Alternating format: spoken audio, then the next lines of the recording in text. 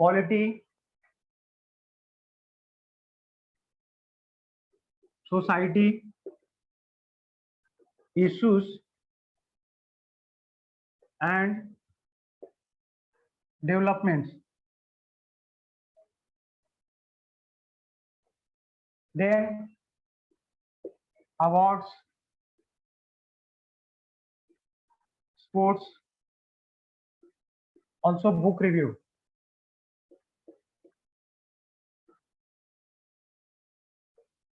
Etcetera, right. कहीं ना कहीं जो आपका करंट फेयर का सिलेबस है यही है, यही ही है, ये भी नहीं मैं डिफाइन करूंगा, ठीक है। क्योंकि कभी कभी क्या होता है, अगर कभी कभी कुछ स्टूडेंट्स बोलते हैं अच्छा सर आपने इतना ही बोला था, इसमें से तो आया नहीं, तो इसमें से वो आया नहीं, यही है, ऐसा नहीं है। बट इतना करने से आपका 80 to 90% सिलेबस कवर हो जाएगा, क्योंकि कोई भी सिलेबस कभी भी कवर नहीं होता। अगर आपको सिलेबस, अगर कोई भी एग्जाम देता भी है ना, कोई भी यूनिवर्सिटी देती है, उसमें कहीं ना कहीं एक दो questions out of the box डाल ही देते हैं, ठीक है। वो किसी भी एग्जाम का पैटर्न होता है, right.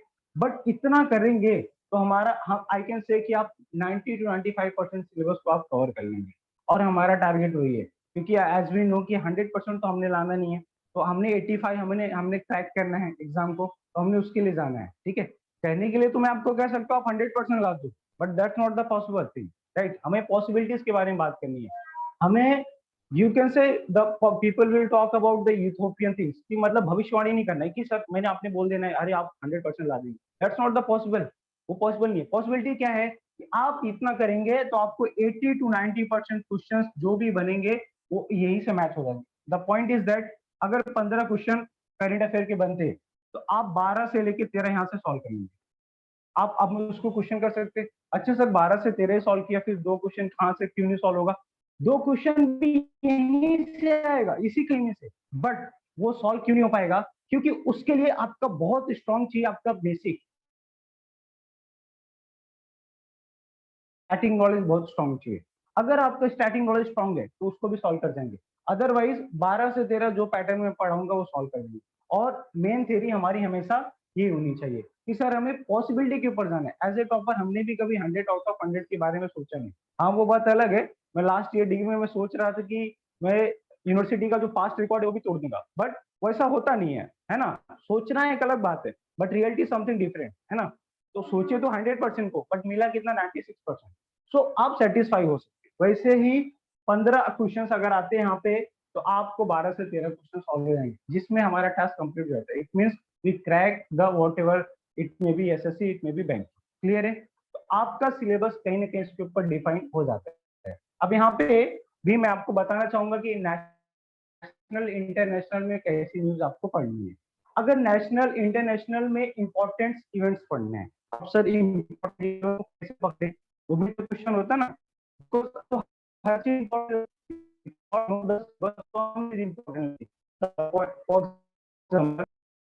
important events examples like कि prime minister, what the prime minister is doing, what the president is doing, what the vice president is doing। अगर नेशनल लेवल पे सिर्फ 3 लोगों को पकड़ना है, प्राइम मिनिस्टर क्या कर रहे हैं, प्रेसिडेंट क्या कर रहे हैं, वाइस प्रेसिडेंट क्या कर रहे हैं, उसके बाद किसी स्टेट के पर्टिकुलर मिनिस्टर क्या कर रहे हैं, पर्टिकुलर सीएम क्या कर रहे हैं, that's not the matter, because you are preparing for the nation exam, you are preparing for the central exam.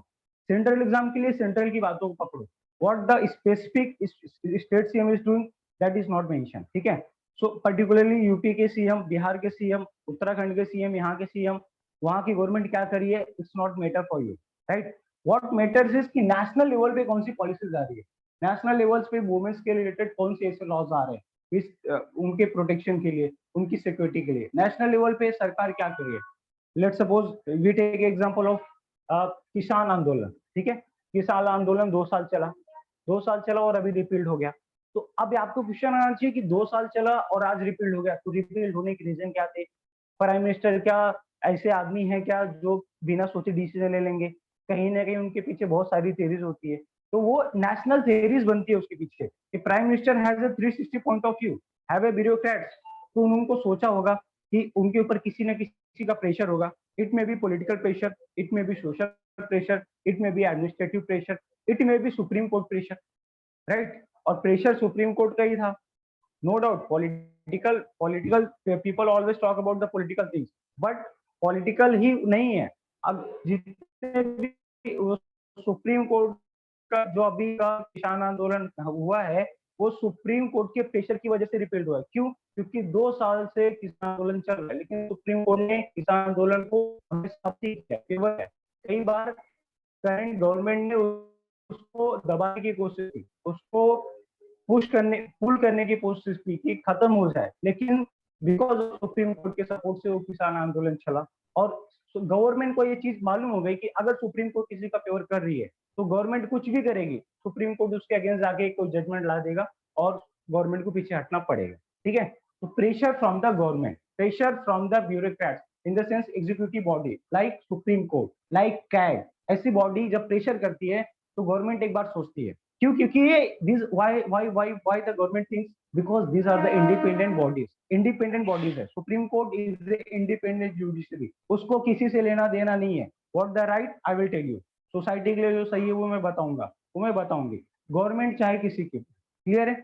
ऐसी न्यूज पढ़नी है, इंटरनेशनल न्यूज पे भी बगदाद में 4 मर गए, इराक में 5 मर गए, ओवेस्ट एशिया है, वहां पे 10 लोग रोज मरते हैं, उससे कुछ लेना देना नहीं है।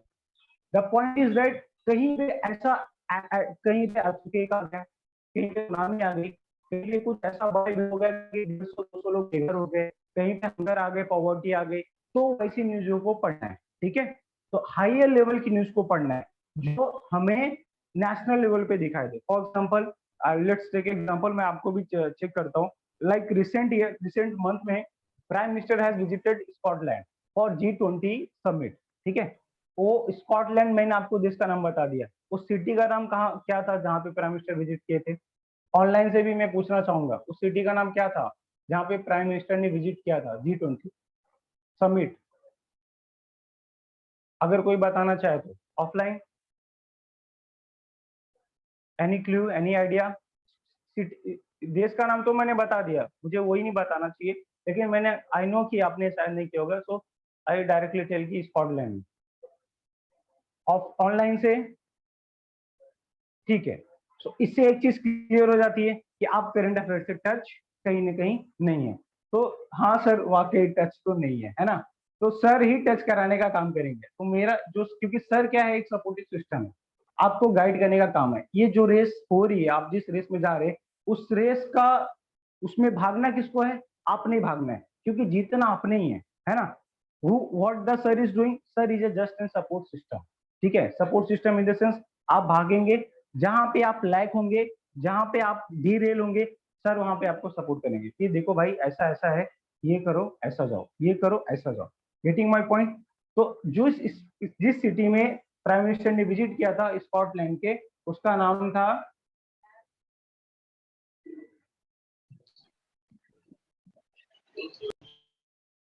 ठीक है ठीक है, तो जहां पे प्राइम मिनिस्टर ने विजिट किया था उसको क्या बोला गया? Glasgow, Glasgow summit. अब नाम सभी सुना है, हाँ सर, ग्लासगो ग्लासगो बीच में बहुत कुछ चल रहा था, बट अभी याद नहीं आ रहा है। सो ग्लासगो में प्राइम मिनिस्टर ने विजिट किया था। आपको क्वेश्चन ऐसा बन सकता है कि लास्ट ईयर की G20 की समिट कहाँ पे हुई? तो कहाँ पे हुई थी? ग्लासगो। ग्लासगो का है स्कॉटलैंड में। ठीक है, ऐसी न्यूज को हमें नेशनल इंटरनेशनल लेवल पे पढ़ना है। बात क्लियर है? ओके। उसके बाद आते हैं इकोनॉमिक इश्यूज। इकोनॉमिक इश्यूज में कैसे पढ़ना है? इकोनॉमिक इश्यूज में पढ़ना है like RBI, what the RBI is doing, RBI क्या कर रही है, आरबीआई ने कौन से ऐसे नए कानून ला दिए, ऐसे ला दिए, तो यहाँ उसके बाद फाइनेंस क्या कर रही है, क्या कर रही है, उसके बारे में हमें पढ़ना है। जीएसटी क्या होती है, जीएसटी के प्रोसीजर्स क्या होते हैं, कौन सा टैक्स है, उसके बारे में पढ़ेंगे। Then history, geography, politics, society, इन सब से रिलेटेड इश्यू क्या बन रहे हैं सोसाइटी में, लाइक वुमेन से रिलेटेड क्या इशू आ रही है, सोसाइटी से रिलेटेड क्या इशू आ रही है, हिस्ट्री से रिलेटेड कोई डेवलपमेंट है क्या, ज्योग्राफी से रिलेटेड कोई डेवलपमेंट है क्या, इसके इश्यूज भी और इसमें क्या डेवलपमेंट हो उसके बारे में भी। देन अवार्ड्स, अवार्ड्स में देखेंगे नोबेल पीस प्राइज होता है, उसके बाद मिलिट्री का अवार्ड होता है लाइक शौर्य चक्र होता है, वीर चक्र होता है, उसके बाद ऑनर्स अवार्ड होते हैं लाइक पद्म भूषण होता है, पद्म भूषण होता है, राइट? तो आपको डिफरेंस पता होना चाहिए कि पद्म भूषण, पद्म श्री में क्या डिफरेंस है, शौर्य चक्र वीर चक्र में क्या डिफरेंस है, नोबेल पीस प्राइज किसको मिला, किस फील्ड में किसको मिला, और पता सिर्फ लास्ट का ही होना चाहिए। ऐसा नहीं कि 10 साल नोबेल पीस प्राइज नहीं, आप 21 के लिए प्रिपेयर कर रहे हैं, 20 में जो नोबेल पीस प्राइज हुआ किस पर्सन को किस किस फील्ड में नोबेल पीस प्राइज। साथ ही साथ स्पोर्ट्स में अगर ऐसी कोई एक्टिविटी हो रही है, लाइक कि जैसे कोई स्पोर्ट्स में भी कोई हायर चीज है, लाइक कि जो T20 वर्ल्ड कप हुआ, तो T20 वर्ल्ड कप कहाँ पे हुआ और उसको किसने जीता, सिर्फ इतना ही। उसमें ये हमें नहीं पढ़ना है कि किसने कितने छक्के मारे, कितने चौके मारे, उससे हमें कुछ लेना देना नहीं, सिर्फ इतना कि वो वर्ल्ड कप कहाँ पे हुआ, किस देश में हुआ और उसको वर्ल्ड कप को जीता, इतना। उसके बाद बुक रिव्यू, कभी हर महीने में बड़े बड़े ऑथर्स की बुक्स आती रहती है, ठीक है, तो आपको वहां पे ये पढ़ना है कि ये बुक किस ऑथर की है। कभी कभी ऐसा पूछ लिया जाएगा, बुक का नाम दिया जाएगा और आपको बोला जाएगा कि ये बुक किस ऑथर की है। और कभी कभी ऐसा होगा, ऑथर का नाम दिया जाएगा और बोला जाएगा कि इनकी रिसेंट बुक लॉन्च हुई, तो बुक का नाम क्या है, आपको 4 नाम दे दिए जाएंगे, उसमें से आपको पिक करना पड़ेगा। और कभी कभी ऐसा ही पूछ लिया जाता है कि इस ऑथर की ये बुक लॉन्च हुई, ये किस कंटेस्ट पे लॉन्च हुई है, लाइक इन्होंने कास्ट सिस्टम के बारे में बात की है, इन्होंने पॉवर्टी के बारे में बात की है, इन्होंने इकोनॉमी के बारे में बात की, तो ऐसी बात है, ठीक है। तो ये हमारा सिलेबस है और इसके अंदर हम पढ़ेंगे ऐसा। ये बातें क्लियर है सभी को, ऑनलाइन सभी को क्लियर है, online? Yes okay okay fine, ठीक है, सिलेबस के बारे में क्लियर है। अब मैं आगे आपको बताता हूँ कि करंट अफेयर को कवर कैसे करते, उसको पढ़ना कैसे, ठीक है। या science and technology also comes in, science and technology भी इसके के अंदर आ जाएगा, साइंस एंड टेक्नोलॉजी भी आ जाएगा, इन्वायरमेंट भी आ जाएगा, कम समझ, बट वहां से उतने क्वेश्चन ज्यादा बनते नहीं, रेयरली।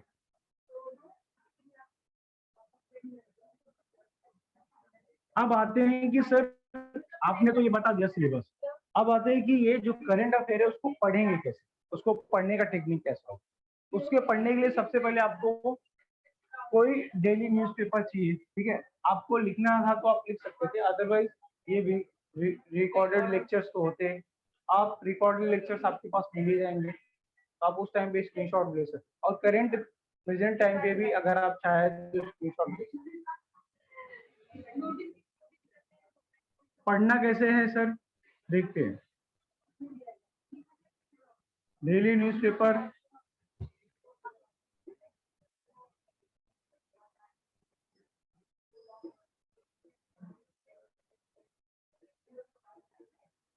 हाँ अच्छा, थैंक यू, ओके ओके, आपकी दुआ है ना, इसलिए मैं शायद दोनों हाथ से लिख पा रहा हूँ, थैंक यू, फाइन।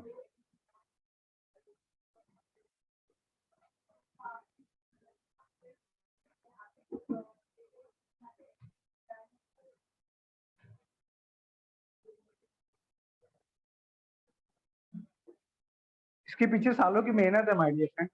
कोई पूछ रहा है ऑनलाइन कि सर आप तो साइंटिस्ट जैसा लिख रहे हो, दोनों हाथों से दोनों हाथ चला रहे हो, तो मैं उनको बोल रहा हूँ आपकी दुआओं का असर है, और इसके पीछे सर ने बहुत घिसे है, बहुत मेहनत की अकेले में, तो आपकी दुआओं का असर है, थैंक यू।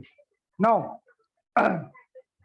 यहाँ पे देखेंगे, आपको न्यूज़पेपर पढ़ने के लिए ये 4 फंडे को यूज करना है, ठीक है, ये 4 फंडे यूज करना है, आप वहां पे बैठ, ये 4 फंडे क्या है देखेंगे, ये 4 फंडे हैं। सबसे पहले आपको एक डेली न्यूज़पेपर पढ़ना पड़ेगा, ठीक है, उसके बाद कोई मंथली मैगजीन पढ़नी पड़ेगी, देन आप यूट्यूब का कोई रिसोर्स ले लो और लास्ट में एक शॉर्ट नोट बना लो।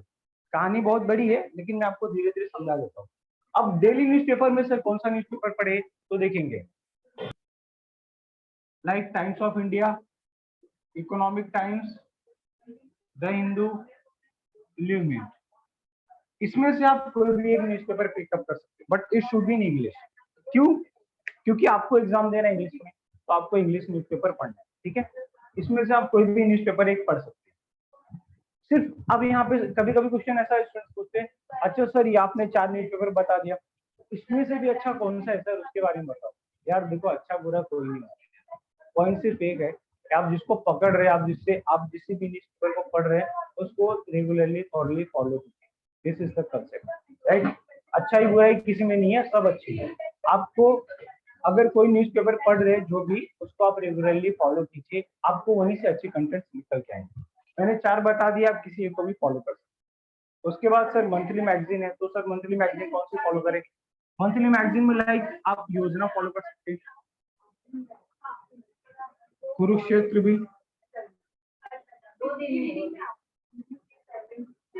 CSR करके होती है। अगेन क्वेश्चन आएगा, सर आपने 3 मैगजीन का नाम बताया, इसमें से कौन सा फॉलो करूं? सेम आंसर है मेरा कि अच्छाई बुराई का किसी से लेना देना नहीं, आपको जो भी पसंद है वो फॉलो करो, लेकिन जिसको भी फॉलो करो उसको अच्छे से। वो कहते हैं ना कि जिसको भी पकड़ो तो चिपक जाओ, तो वैसा हमें करना है कि भाई जिसने भी फॉलो करना है वो अच्छे से करना है। अगर आप मुझे ज्यादा प्रेस करेंगे तो मैं आपको बोलूंगा आप योजना को फॉलो करो। इसके पीछे मेरा रीजन ये है क्योंकि योजना जो है गवर्नमेंट ऑफ इंडिया की मैगजीन है, उसको भारत सरकार खुद बनाती है, खुद पब्लिश करती है। तो भारत सरकार महीने में उनका क्या डेवलपमेंट हुआ, भारत सरकार ने महीने भर में क्या किया, वो सारी बातें वहां पे रिप्लिकेट करते हैं। तो आप योजना पढ़ सकते। उसके बाद है सर यूट्यूब का resource, it means news channel. इसके लिए एक बहुत अच्छा न्यूज चैनल है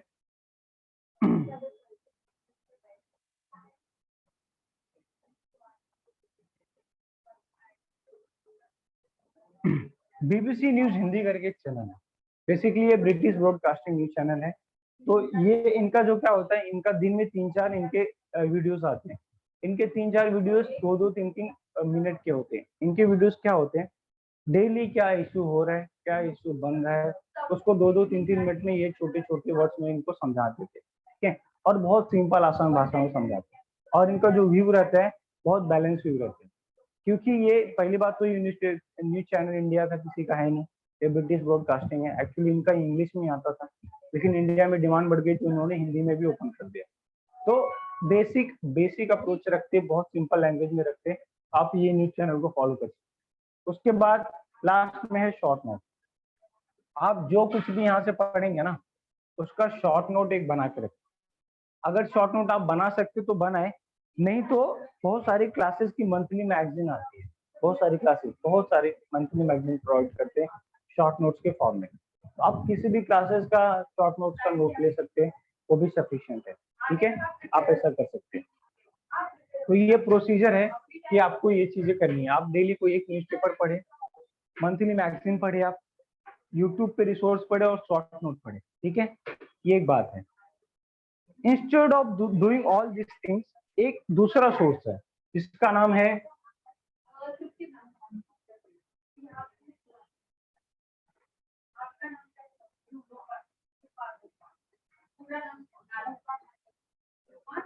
civilsdaily.com। ये एक ऐप है। इस ऐप पे डेली करंट अफेयर बनाया जाता है, करंट अफेयर अपडेट किया जाता है। तो द हिंदू में क्या इंपॉर्टेंट न्यूज है, टाइम्स ऑफ इंडिया में क्या थी, इकोनॉमिक टाइम्स में क्या न्यूज थी, सारे पेपर को ये सब पढ़ते हैं और उन सारे पेपर में क्या क्या इंपॉर्टेंट न्यूज बनी उनको हर डेली हर लाइक आज 30 नवंबर है तो 30 नवंबर की न्यूज आ जाएगी, तो उसके अंदर 6-7 आप सीरीज डेली पढ़ लिए तो फिर ये सब करने की जरूरत शायद आपको ना पड़े। आप सीरीज डेली पढ़ लिए, दैट्स फुल फाइन, वो भी हो जाएगा। हाँ, सिर्फ एक आदत रखिए कि न्यूज़पेपर पढ़िए। वो किस लिए पढ़िए, क्योंकि जब आप न्यूज़पेपर पढ़ेंगे ना डियर फ्रेंड, तो आपकी वैकेबुलरी स्ट्रांग हो जाएगा, आपकी इंग्लिश स्ट्रांग होने लगेगी, आप शब्दों को पकड़ना सीख जाएंगे, शब्दों को समझना सीख जाएंगे, and that is very important. Because आप जब भी किसी भी एग्जाम के लिए जा रहे हैं, फाइनल में आपका इंटरव्यू होगा, इंटरव्यू में you should have to speak in English, तो वहां से आपकी इंग्लिश भी सुधर जाएगी, इसलिए आप पढ़ें, ठीक है। और जब आप न्यूज़पेपर पढ़ेंगे तो आपको बहुत सारी बातें पता चलेंगी कि क्या इशू हो रहा है, क्या चल रहा है समाज में, अदर चीजें आपको पता चलेगी। तो इसलिए न्यूज़पेपर पढ़े।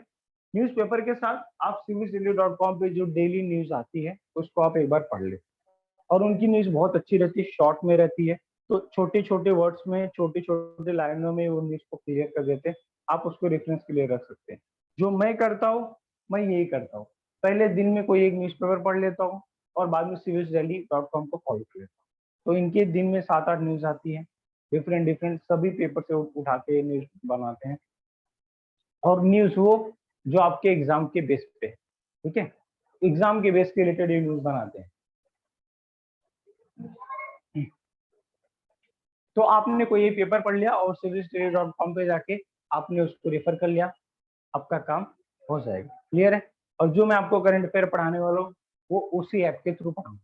फाइन, तो ये बातें क्लियर है। अभी तक मैंने आपको बताया है कि सिलेबस क्या है करंट अफेयर का, पढ़ना कैसे है, रिसोर्स क्या क्या रहेंगे आपके साथ, ये सारी बातें क्लियर हैं।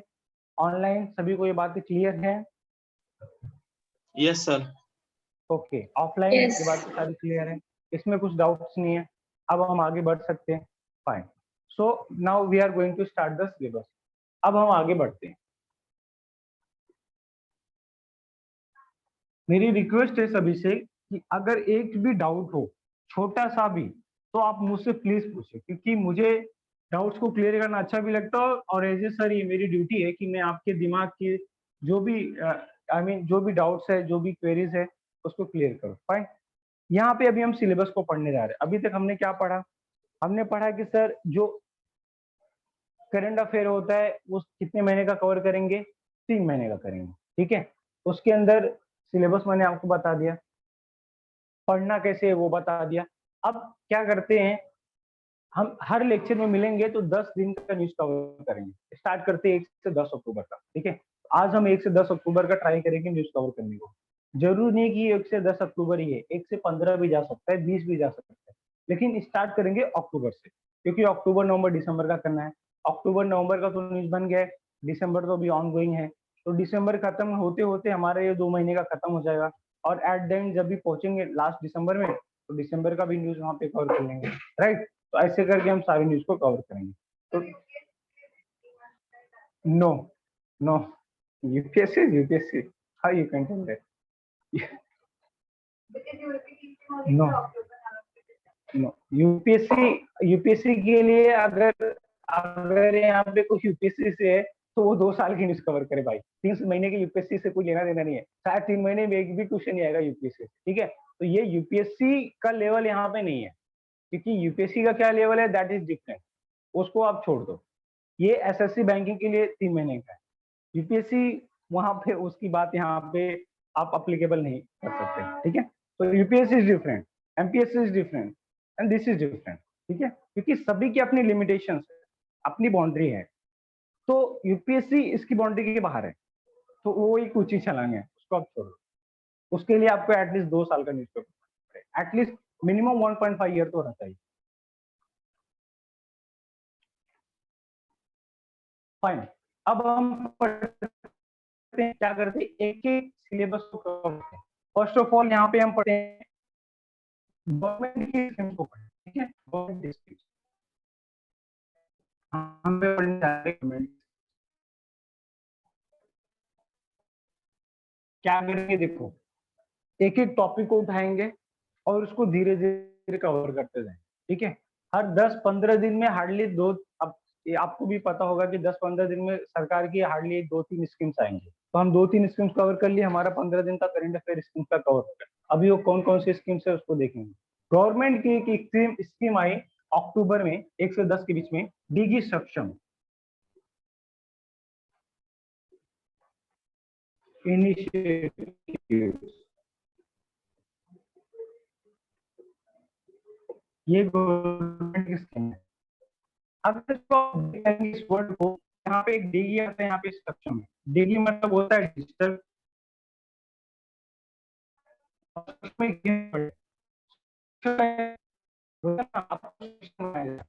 मतलब आपको कैपेबल बनाया जाएगा, बोलते ना सक्षम बनाना, कैपेबल बनाना, तो कैपेबल,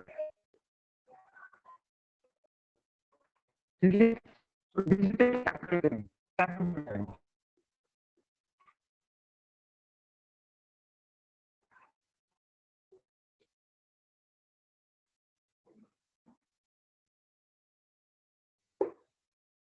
और मेरी रिक्वेस्ट है जो भी लेक्चर चल रहा है उसको सब बहुत ध्यान से सुनेंगे, क्योंकि मेरे हर एक लेक्चर का रूल है मैं लास्ट में 5 मिनट का Q&A सेशन रखता हूँ। तो क्योंकि मैं अपना 100% देता हूँ, तो मैं लास्ट में 5 मिनट Q&A सेशन रखता हूँ, और मैं आपसे क्वेश्चन करूंगा कि पूरे 2 घंटे के लेक्चर में हमने क्या क्या पढ़ा। तो आप वहाँ पे बताएंगे। No doubt I will support you, but I need कि आप मुझे उस टाइम पे आप मेरे टीचर बन जाए और आप मुझे सपोर्ट करें कि सर आप इसकी बात, जिस क्वेश्चन की बात कर रहे हैं उस क्वेश्चन का आंसर ऐसे है, राइट। तो सभी ध्यान से पढ़ेंगे और कुछ भी नहीं समझा तो प्लीज पूछे, 10 बार पूछे, मैं बताने के लिए तैयार हूँ। यहाँ पे देखते स्कीम का नाम क्या है, बोलो, डिगी सक्षम इनिशिएटिव। अगर इसको आप ब्रेक करेंगे, डिगी मतलब डिजिटल है, सक्षम मतलब कैपेबल है। अब ये बात क्या हो रही है, ध्यान से सुनिए। और गवर्नमेंट की कोई भी स्कीम रहेगी उसमें आपको दो चीज पढ़नी है। First thing, it comes under the which ministry, ये कौन से मिनिस्ट्री के अंडर आता है और इसका ऑब्जेक्टिव क्या है। यूपीएससी के लिए भी सेम एप्लीकेबल। किसी भी स्कीम को पढ़ने के लिए आपको दो चीज को जानना जरूरी है कि ये किस मिनिस्ट्री के अंडर आता है, ये किस मिनिस्ट्री ने लाया, और उसके साथ इसका ऑब्जेक्टिव क्या है। ठीक है, अब डिगी सेक्शन क्या है आप देखेंगे। जैसा कि आप जानते हैं कि एज कोरोना कम्स, तो बहुत सारे इंडिया के यूथ्स का जो एम्प्लॉयड थे उनके जॉब छूट गए। ठीक है, बहुत सारे यूथ्स के जॉब छूट गए, चाहे वो अर्बन के हो चाहे रूरल को हो। तो यूथ्स के जॉब छूट गए और उनको कोरोना के बाद फिर से उनको जॉब मिलना डिफिकल्ट हो रहा है। तो भारत सरकार ने क्या काम किया, भारत सरकार ने एक डिग्री सक्षम करके एक पोर्टल बनाया, एक प्लेटफॉर्म तैयार किया, इस पे एक ऐप बनाया। ठीक है, उस ऐप पे जो अनएम्प्लॉयड, किसी की आवाज आ रही है प्लीज ऑफ कर लेंगे ऑनलाइन। उस प्लेटफॉर्म पे आपको जाके जो यूथ है, इतने भी फ्रेशर, इतने भी जो जिनके पास जॉब यूज हो रही है, वो जाके रजिस्ट्रेशन, आपको जाके रजिस्ट्रेशन करना है, आपका बैकग्राउंड और आपको किस जॉब के रिलेटेड इंटरेस्टेड है आपको रजिस्ट्रेशन करना है। उसके बाद भारत सरकार क्या करेगी, जब आप उस पर रजिस्ट्रेशन करेंगे ना तो भारत सरकार आपको ट्रेनिंग देगी। आप देखिए ध्यान से सुने, वर्ड प्ले हो रहा है। आप ब्यूरोक्रेट तो नहीं, लेकिन आप बैंकिंग के ऑफिसर बनने जा रहे हैं, आपको वर्ड प्ले करने आना चाहिए, शब्दों के साथ खेलना आना चाहिए। यहाँ पे क्या बात कर रहा है, कैपेबल की बात कर रहा है। आपको जॉब नहीं दे रहा है भारत सरकार, आपको कैपेबल बना रहा है। क्योंकि कहते हैं ना, थ्री इडियट का डायलॉग है कि अगर क्या है डायलॉग है कि अगर आप क्या कैसा डायलॉग है यार, थ्री इडियट बहुत दिन देखे हो गया। उसमें एक डायलॉग है ना कि भाई नॉलेज होना चाहिए, तो आप समझ रहे हैं। मैं डायलॉग को रिकॉल नहीं कर पा रहा हूँ, मुझे एग्जैक्टली पिक्चर देखे बहुत दिन हो गया। और उसमें डायलॉग है ना कि सक्सेस सक्सेस के पीछे भागो मत, इसके पीछे भागो, पैसे नहीं, अपने आप आएगा, है ना, ऐसा कुछ है। तो आपको मतलब आपको खुद को कैपेबल बनाइए, आप लोग आपको खुद ही चुनना पसंद कर लेंगे। ठीक है, तो आपको अपनी वैल्यू बढ़ानी है, अपनी कैपेबिलिटी को बढ़ानी है। तो भारत सरकार यहाँ पे आपको क्या कर रहा है, आपको कैपेबल बना रहा है। अब वो कैसे कैपेबल बनाएगा, फॉर एग्जाम्पल यहाँ पे 3 वुमेन है, 4 वुमेन है, किसी को टेलरिंग में इंटरेस्ट है, कोई टैली कंप्यूटरिंग में इंटरेस्ट है, किसी ने बैंकिंग का कुछ कोर्स किया है, किसी ने कुछ कोर्स किया है, सभी ने कोर्स किया है। लेकिन अब कोर्स किया है तो सभी के माँ बाप ने पैसा इन्वेस्ट किया है, तो माँ बाप चाहेंगे कि आप उनको कुछ कमा के दो, but you guys are unemployed. तो आपने क्या किया, भारत सरकार ने क्या किया, आपको डिगी सक्षम पोर्टल ओपन करके दिया, आप वहां पे रजिस्ट्रेशन करें। आप जिस फील्ड से बिलोंग करते हैं, आपको टेलिंग करनी है, आपको टैली सीखना है, आपको कुछ और सीखना है, बैंकिंग में जाना है, भारत सरकार आपको 100 दिन का ट्रेनिंग देगी, मीन्स अप्रेंटिसशिप करा के दे देगी। अगर आप टेलरिंग में हैं तो आपको किसी अच्छे टेलर के अंडर में रख के भारत सरकार आपको टेलरिंग सिखा देगी। आप बैंकिंग में है तो किसी अच्छे बैंकिंग में भारत सरकार आपको बैंकर के साथ रख के आपको बैंकिंग के बारे में बता देगी। अच्छा, 100 दिन का अप्रेंटिसशिप होने के बाद भारत सरकार आपको एक गवर्नमेंट ऑफ इंडिया का सर्टिफिकेट देगी, भारत सरकार एक सर्टिफिकेट देगी। वो देखो, लेकिन याद रखो, जॉब नहीं देगी, जॉब नहीं देगी। क्या कर रही है, आपको कैपेबल बना रही है, आपको स्लैग बना रही है कि आपको जॉब मिले। अब आपने क्या किया है, 100 दिन की ट्रेनिंग ले ली है, उसके बाद आपको गवर्नमेंट ऑफ इंडिया का सर्टिफिकेट मिल गया है। अब सिंपल सी बात है, लेट्स सपोज मैडम है, मैडम किसी ऑफिस की हेड है, इनको इनको यूथ को रिक्रूट करना है। ठीक है, तो इनके पास आप 3 यूथ्स हैं। ठीक है, तीनों का बीकॉम है, तीनों का सेम लेवल है। फॉर एग्जांपल मैडम को टीचर के लिए रिक्रूट करना है, तीनों का सेम लेवल है, लेकिन उसमें से कोई एक लड़की है, जैसे लाइक ये हो गई, इनके पास क्या है, इन्होंने डिग्री सक्षम पे इनिशिएटिव पे इन्होंने अप्लीकेबल यहाँ पे इन्होंने फॉर्म भरा था और इन्होंने 100 दिन की गवर्नमेंट ऑफ इंडिया के अंदर ट्रेनिंग ली और इन्होंने इनके पास सर्टिफिकेट दिए। तो सभी का बीकॉम है, सभी का अच्छा मार्क्स भी है, लेकिन इनका ये सर्टिफिकेट इनको कहीं ना कहीं एक प्लस बनाएगा। ये मैडम बोल सकती है कि मैम मैंने तो यहाँ पे गवर्नमेंट ऑफ इंडिया में मैंने अप्रेंटिसशिप की है, तो मैडम को कहीं ना कहीं एक स्ट्रांग व्यू जाएगा कि नहीं, मैडम को इनका जो है प्लस पॉइंट जाएगा कि नहीं। ये बोलेंगे यार ये लड़की ने गवर्नमेंट ऑफ इंडिया के अंदर अप्रेंटिसशिप की है, तो वहां पे क्या होगा, वहां पे आप मैडम इनको सिलेक्ट कर लेंगी पहले ही, और आप लोगों को बोलेंगे कि आप लोग देखेंगे बाद में, राइट। क्यों? क्योंकि ये लड़की ऑलरेडी ट्रेन है।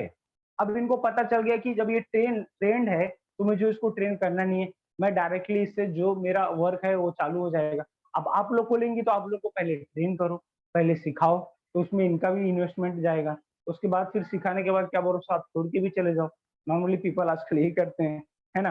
तो वो तो नहीं होगा। अब इनके साथ क्या होगा, ये ऑलरेडी ट्रेंड है, इनको सर्टिफाइड किया गया है, तो मैडम जो काम कराना चाहती है इनका वर्क ये फटाफट करते जाएंगी, तो इनको सैलरी देने में प्रॉब्लम नहीं, क्योंकि इनका काम हो रहा है और लड़की कैपेबल है तो उसको जॉब मिल गया। तो भारत सरकार का ये स्कीम सही है कि नहीं है? सही है कि नहीं है? क्योंकि अगर पर्सन कैपेबल है तो सामने वाला उसको जॉब देगा ही देगा, ठीक है। क्योंकि यहाँ पे कैपेसिटी कैपेबिलिटी की बात है। आपने हमेशा देखा है इंटरव्यू वगैरह में आप जब भी जाएंगे तो वहाँ पे बहुत सारे लोग होते हैं सेमी फील्ड के, लाइक जैसे अगर टीचर के इंटरव्यू के लिए जा रहे बहुत सारे टीचर होंगे, लेकिन वो सामने वाला जो होता है वो ये देखता है कि भाई तुमने कितनी जगह पढ़ाया है, तुम्हारा रिव्यू क्या है, उसको बेसिस पे वो सामने को रिक्रूट करते हैं, राइट। तो ऐसे जब आप गवर्नमेंट ऑफ इंडिया का सर्टिफिकेट लेके 100 डेज का ट्रेनिंग लेके जाएंगे तो आई एम श्योर कि आप जहां भी जाएंगे वहां पे आपका एक प्लस पॉइंट होगा और आपका सिलेक्शन जल्दी हो जाएगा। तो ये स्कीम क्या कर रही है, ये स्कीम इंडिया के यूथ को जॉब दे रही है, इंडिया के अनएम्प्लॉयड सेक्शंस को जॉब प्रोवाइड करेगी बाय गिविंग और by by giving capable to them, है ना, उनको कैपेबल बनाने के थ्रू उनको जॉब मिलेगा। उनको सरकार नहीं देगी, देगा प्राइवेट इंस्टीट्यूट ही, लेकिन सरकार उस स्टूडेंट को, उस बच्चे को, उस यूथ को कैपेबल बना रही है। बात समझ में आ रही है? आप समझ रहे हैं हम क्या समझाने की आपकी कोशिश कर रहे हैं? ऑनलाइन में ये बातें समझ में आ रही है? Yes sir. ओके, ये पे यहाँ पे ऑब्जेक्टिव समझ में आ गया। टू मोटिवेट, टू इनकरेज और to make it capable of Indian youth of urban and rural for their future job, right, ये ऑब्जेक्टिव है। उसके बाद अब पहला तो क्लियर हो गया, दूसरा, अच्छा सर ठीक है ऑब्जेक्टिव तो समझ में आ गया, अभी ये बताओ ये किस मिनिस्ट्री के अंडर आता है। तो यहाँ पे देखेंगे मिनिस्ट्रीज कैसे डिफाइन होती पता है, हर एक जॉब का हर एक जो भी स्कीम होती है उसी से आपको मिनिस्ट्री का पता चल जाएगा। अभी आप देखेंगे ये जो बात है ये किसके बारे में हो रही है, लेबर की बात हो रही है, एम्प्लॉयमेंट की बात हो रही है, तो इसमें आएगी ministry of labour and employment. इसमें मिनिस्ट्री ऑफ डिफेंस का कुछ काम है, मिनिस्ट्री ऑफ होम अफेयर का कुछ काम होगा, हेल्थ का कुछ काम है नहीं, क्योंकि उसके रिलेटेड तो बात ही नहीं हो रही है। बात किसके रिलेटेड हो रही है, एम्प्लॉयमेंट की रिलेटेड हो रही है ना। तो यहाँ पे आएगी कौन सी मिनिस्ट्री है, ministry of labour and employment. तो आपको देख के स्कीम को देख के समझ में आ जाएगा कि यहाँ पे कौन सी मिनिस्ट्री आने वाली है। क्लियर है? कोई डाउट है ऑनलाइन ऑफलाइन? आप लोगों को कुछ डाउट है online? No sir. Okay fine, तो हम आगे बढ़ सकते हैं, can we move further? Fine, ये क्लियर है ना? ठीक।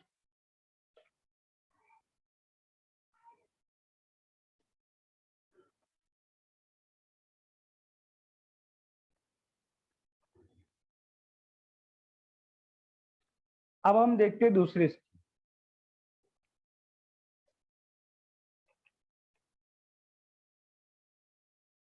दूसरी स्कीम कौन सी है?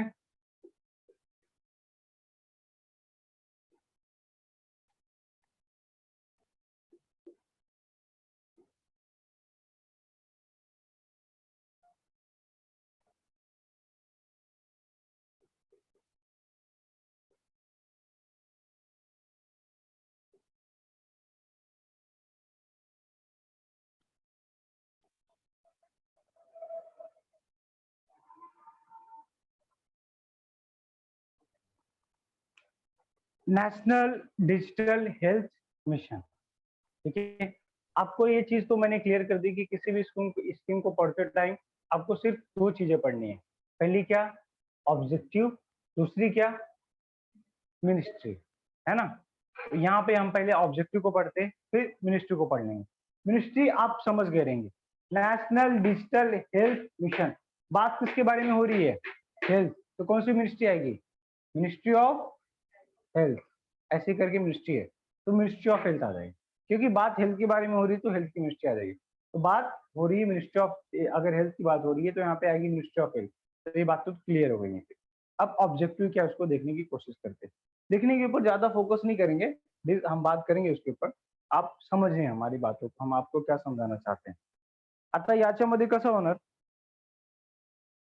यहाँ पे जितने लोग हैं you can speak in Marathi also, ठीक है, तो आप मुझसे मराठी पूछ सकते हैं। Basically I am not a I belongs to Hindi culture, non Maharashtrian, but I love Marathi. और क्योंकि मैं महाराष्ट्र में रहा हूँ, आई एम ए मुंबईकर, तो as a Mumbaikar I feel proud, क्योंकि मेरी whole studies, my whole journey has done here. और मुझे महाराष्ट्र कल्चर, महाराष्ट्र लोग बहुत पसंद है, और महाराष्ट्र के में रहना मतलब ये मेरे लिए बहुत प्राउडफुल की बात है, और मुझे बहुत अच्छा लगता है, ठीक है। तो आप you can speak in Marathi, you can speak in Malvani also, because I have spend more than 4 years इन सिंधुदुर्ग। सिंधुदुर्ग में मैंने 4 साल मैंने रहा, मेरा कॉलेज वहां पे था, मोर देन 5 years। मग तिकडची मालवणी पण मी शिकून आलोय। मालवणी तिकडची कशी असतात माहितीये, लाइक आका मका सुका टाइप की आका राइट, अगर यहाँ पे कोई होगा तो ऑनलाइन में भी अगर कोई होगा, आका मका सुका टाइप इसी होती है। तो वहां पे मैंने थोड़ी बहुत मालवनी भी सीखी है। आप मालवनी भी बोल सकते हैं, आप मराठी भी बोल सकते हैं, हिंदी इंग्लिश भी बोल सकते हैं। नो डाउट मेरी मराठी थोड़ी फनी होगी, आपको सुनने में थोड़ा सा अजीब लगेगा, but I can speak, there is no doubt in that, ठीक है। तो आप किसी को मराठी में बोलना चाहे तो आप बोल सकते हैं, फाइन। बात क्या हो रही है, नेशनल डिजिटल हेल्थ मिशन की। अब ये क्या है सर, देखो इसको समझने की कोशिश करो। बात हो रही है लोगों को डिजिटली हेल्थ रिकॉर्ड दिया जाएगा। आप इसको ये भी नाम दे सकते हैं, नेशनल डिजिटल हेल्थ मिशन की जगह पे आप रिकॉर्ड भी डाल सकते हैं, नेशनल डिजिटल हेल्थ रिकॉर्ड। मतलब भारत सरकार आपको एक चिप, एक लाइक एक डेबिट कार्ड जैसा यू कैन से एक हेल्थ कार्ड प्रोवाइड करेगी, जो कैसा होगा, आपके डेबिट कार्ड, आपका एटीएम कार्ड होता है ना, उसके जैसा ये हेल्थ कार्ड होगा। अब ये हेल्थ कार्ड क्या करेगा देखेंगे। ये हेल्थ कार्ड ये करेगा डियर फ्रेंड, थोड़ी थोड़ी स्टोरी है, आप उसको समझेंगे कैसा होगा। देखो आप 16 साल के थे तो आपको पीलिया हो गया, 16 साल के, ठीक है, आपको पीलिया हो गया था, राइट। सपोज आप थे, आपको 16 साल में पीलिया हो गया था, तो आपने डॉक्टर के पास गए, भगवान करे ऐसा कभी ना हो ठीक है, मेरी दुआ है, but I am just taking example, ठीक है। तो आप डॉक्टर के पास गए, डॉक्टर ने बोला भाई देखो सोनोग्राफी कराना पड़ेगा और आपको ब्लड टेस्ट भी कराना पड़ेगा। आपने बोला ठीक है डॉक्टर कराएंगे, आपने सोनोग्राफी कराई, आपने ब्लड टेस्ट कराया। एग्जाम्पल के तौर पे वो दोनों कराने में आपके 4,000 चले, 4,000 गए, और टाइम भी 3 दिन लिया, क्योंकि सोनोग्राफी और ब्लड टेस्ट का रिजल्ट तो तुरंत आना नहीं, तो 3 दिन लगा। अब दोनों चीज हुआ, पैसा भी गया, टाइम भी गया, लेकिन फर्स्ट टाइम था तो कराना ही था, क्योंकि डॉक्टर हैं और उन्होंने बोला तो कराना है, और कहीं ना कहीं बीमारी है तो भाई दवा तो लेनी पड़ेगी। तो ठीक है, मैंने मान लिया आपने फर्स्ट टाइम करा, ठीक है। आप 16 साल में आपको पीलिया हुआ था, 19 साल में आ गए तो आपको जॉन्डिस हो गया, ठीक है। अब फिर से आप डॉक्टर के पास गए, अलग डॉक्टर के पास गए, तो या फिर उसी डॉक्टर के पास, तो उन्होंने बोला कि क्या हुआ, तो आपने बोला कि सपोज आपका नाम पूजा होगा, तो बोले क्या हुआ पूजा, तो बोले सर अभी जॉन्डिस हो गया। बोले अच्छा ठीक है पूजा, एक काम करो सोनोग्राफी करता, ब्लड टेस्ट करो। अब क्या बोले सर वो 2016 में ना, वो 3 साल पहले मेरे को पीलिया हुआ था तो मैंने सोनोग्राफी कराई थी और मैं कराया था, लेकिन क्या हुआ वो मेरे पास उसका जो फाइल है वो रिकॉर्ड नहीं है। तो डॉक्टर पूछेंगे क्यों नहीं है, वो क्या हुआ ना सर वो दिवाली की सफाई हो रही थी और सफाई में रिकॉर्ड भी साफ हो गया। जनरली यही होता है, रिकॉर्ड हम रखते नहीं है ना, कोई इंपॉर्टेंट रिकॉर्ड, कोई इंपॉर्टेंट फाइल हमारे पास होती नहीं। तो डॉक्टर बोलेंगे ठीक है कोई बात नहीं, आप फिर से रिक करो। आप फिर से 18 साल में, आप 3 साल बाद फिर से आपने नया सोनोग्राफी कराया, नया ब्लड टेस्ट कराया, तो नो डाउट तभी 4000 था तो अभी 6000 जाएगा, महंगाई तो बढ़ेगी, तो आपका 6000 भी गया, ऊपर से टाइम भी गया, राइट। आप 21 साल के हुए, 2 बार आपकी सोनोग्राफी हो चुकी है, आप 21 साल के हुए ना, तो फिर आपको शुगर होगी, तो फिर आप डॉक्टर के पास गए, डॉक्टर साहब देखो शुगर है, डॉक्टर साहब बोलेंगे ठीक है, सोनो क्योंकि बेसिक्स है, ये पहले होते ही हैं, डॉक्टर बोलेंगे सोनोग्राफी करा दो और ब्लड टेस्ट करा दो। अब क्या हो रहा है, वो सोनोग्राफी वो ब्लड टेस्ट 6000 में नहीं, तो दोनों का प्राइस 8000 हो गया। आप 8000 से सोनोग्राफी कराएंगे, ब्लड टेस्ट कराएंगे, ऊपर से जो 3 दिन 4 दिन रिपोर्ट आने में जाएगा वो अलग से। ये तीनों, ये एक ही चीज 3 बार क्यों करनी पड़ी, ये मेरा सवाल है आपसे। ये इसलिए करनी पड़ी क्योंकि आपके पास रिकॉर्ड रहा नहीं, है ना। 16 साल की उम्र में जो आपने सोनोग्राफी कराई थी, अगर वो रिकॉर्ड होता तो शायद उसी की बेस पे आपका काम चल जाता। अब यहाँ पे मेरे को क्वेश्चन कर सकते हो कि सर 16 साल की उम्र में सोनोग्राफी कराई थी, 21 साल की उम्र में सोनोग्राफी कराई, तो उसमें चेंजेस आएगा। चेंजेस आएगा, लेकिन उतना चेंजेस नहीं आएगा क्योंकि ह्यूमन की बॉडी इतना चेंज नहीं ला देगी, ठीक है। और सोनोग्राफी में तो उतना कुछ चेंजेस दिखेगा नहीं, तो वो रिपोर्ट भी आपका काम कर देती, आपका काम कर सकती थी, लेकिन आपके पास रिकॉर्ड नहीं था, तो आपने 2 बार कराया, आपका 10,000 रुपए ऐसे ही वेस्ट किया, एक बार 6000, एक बार 8000, ऊपर से टाइम गया। ये सब क्यों जा रहा है, क्योंकि आपके पास कोई रिकॉर्ड नहीं है, उससे ये तो आपका पैसा, आपका टाइम जा रहा है, पहली बात। दूसरा बात क्या हो रहा है, आप जिस डॉक्टर के पास जा रहे हैं ना, उस डॉक्टर के पास भी कोई रिकॉर्ड नहीं है। क्या होता है, जो भी बीमारियां होती है ना, वो एक दूसरे से कहीं ना कहीं कनेक्टेड होती है। ये आपको नहीं समझेगा, बट डॉक्टर की लैंग्वेज में ये भाषा भाषा होती है। आपने भी देखा होगा, आज अगर आज आपको कभी कफ है ना, तो कल वही सर्दी पकड़ लेती है, परसों से फिर सर दुखने लगता है, फिर वही जुकाम होने लगता है। तो कहीं ना कहीं वो सब एक दूसरे से इंटर कनेक्टेड है, ये हमें नहीं पता चलती। ये बट ये बातें डॉक्टर को पता होती।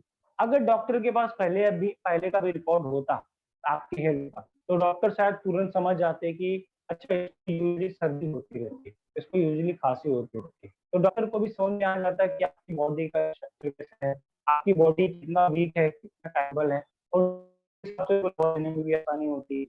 तो प्रॉब्लम दोनों साइड से हो रही है, न होने से आपका पैसा जा रहा है क्योंकि आपके पास रिकॉर्ड नहीं है, हर बार आप ये चीज बार बार रिपोर्ट में दूसरी बात, डॉक्टर के पास कोई रिकॉर्ड नहीं है, आपकी बॉडी को समझ। अब ये चिप क्या करेगा, ये चिप एक हेल्थ कार्ड है, health card.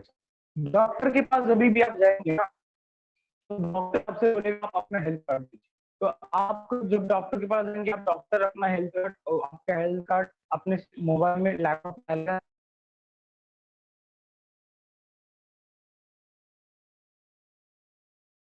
Hello sir, sir आवाज आपकी नहीं आ आवाज रहा। नहीं आ रही है। सर वॉइस नहीं आ रहा। सर वॉइस नहीं आ रहा है। Hello sir.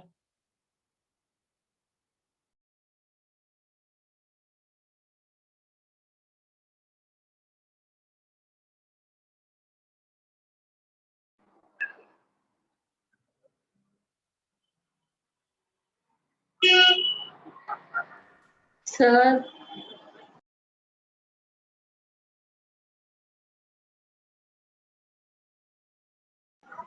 सर आपका वॉइस नहीं आ रहा।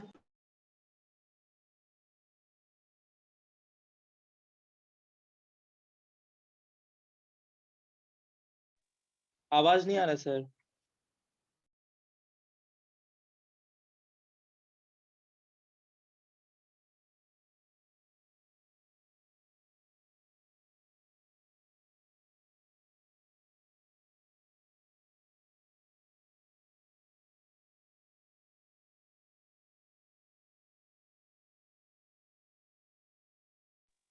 नहीं आ रहा सर।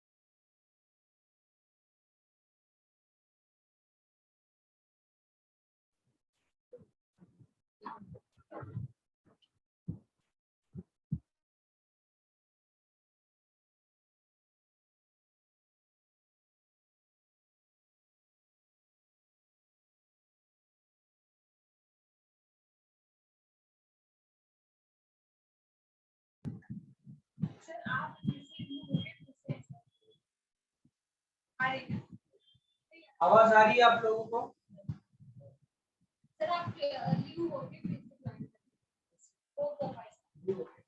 यस सर, आवाज आ रही है। अभी आ रही है? Yes sir. वो एक्चुअली इसका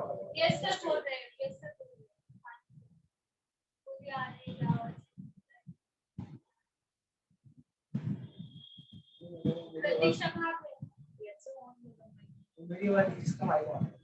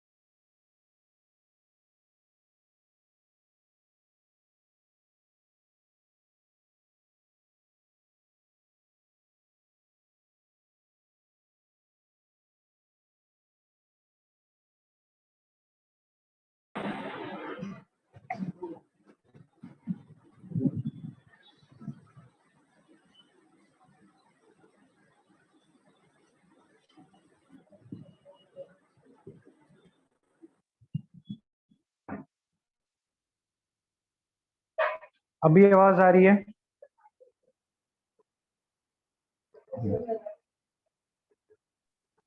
यस सर, आवाज आ रही है। सब ऑफ है? ओके। अभी आवाज आ रही है ना? यस और नो? यस। ठीक है। क्या है, नेटवर्क का कनेक्शन है ना, कभी कभी इश्यू हो जाता है, वो भावनाओं को समझ जाएंगे क्योंकि आप ऑनलाइन है ना, तो थोड़ा बहुत इश्यू हो जाता है। ठीक है, नो प्रॉब्लम। पॉइंट पे आते हैं हम जो डिस्कस कर रहे हैं। ठीक है, पॉइंट हेल्थ कार्ड दिए हैं, आपको एक डेबिट कार्ड दिया है, उस डेबिट कार्ड में सारे रिकॉर्ड रखे जाएंगे। आप जब भी जिस डॉक्टर के पास जाएंगे, उस डॉक्टर के पास जब भी आप जाएंगे तो आपको डॉक्टर आपसे हेल्थ कार्ड मांगेंगे। उस हेल्थ कार्ड में डॉक्टर आप पेशेंट का नाम और सारा डिटेल्स लिख देगा। फिर आप पीछे में जब भी जाएंगे तो किसी भी डॉक्टर के पास जाएंगे तो डॉक्टर को सारे रिकॉर्ड दिख जाएंगे, तो डॉक्टर को समझने के लिए बहुत आसान हो जाएगा आपकी बॉडी स्ट्रक्चर के बारे में, आपको क्या क्या यूजुअली होता है। आपने देखा होगा जनरली आपके घर में भी आपके पापा आते हैं, यूजुअली सर्दी होती है, मग काय अरे आमचं आहे असं सांगत असतात ना। इव्हन स्वतः माझे पप्पा आहे, त्यांना मोस्टली वीक मध्ये सर्दी होत असतात, मग मी त्यांना सांगतो की पप्पा तुम्ही गोळी काय नाही घेत, काय नाही यार ये आपलं चालत असतं। सो अब उनको यूजुअली होते रहते हैं। अगर यही बात हो डॉक्टर बच्चे तो शायद वो डॉक्टर को समझ में और वो दवा दे। तो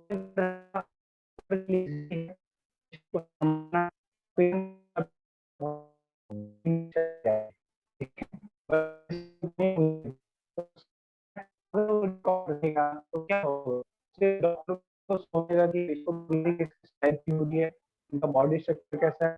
दूसरी बात, जो रिपोर्ट्स कराई जाएंगी एक बार सोनोग्राफी, ब्लड टेस्ट, बार बार कराने की जरूरत नहीं पड़ेगी क्योंकि वो रिकॉर्ड अपने आप बनते जा रहे, सेव होते जा रहे वहाँ पे, तो वो दोनों के लिए इजी हो जाएगा। क्लियर है?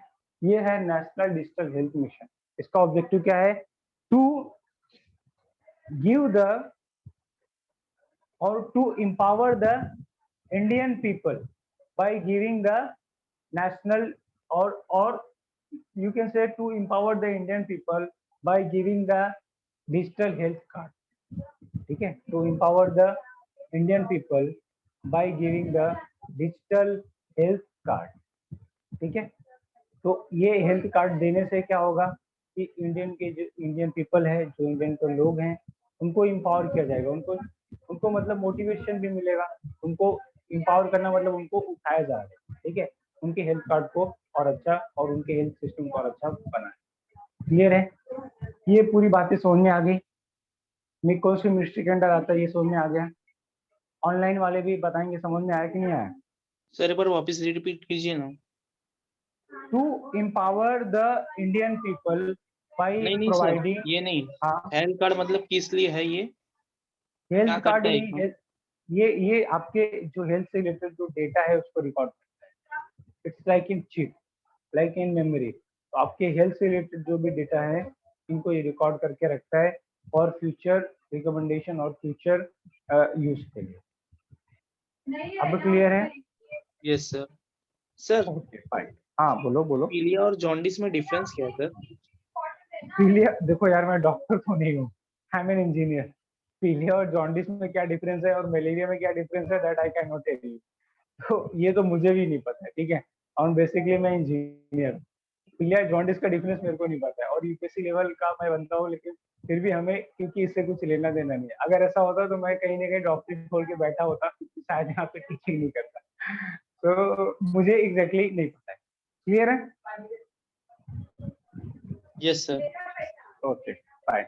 बट अगर आपको डेफिनेटली जो इसमें इंटरेस्टेड है तो आप किसी डॉक्टर से पूछ सकते हैं, इसमें कोई डॉक्टर। फाइन। ये स्कीम क्लियर है आप लोगों को, समझ में आई है? ठीक। अब नेक्स्ट लेवल पे जाते हैं।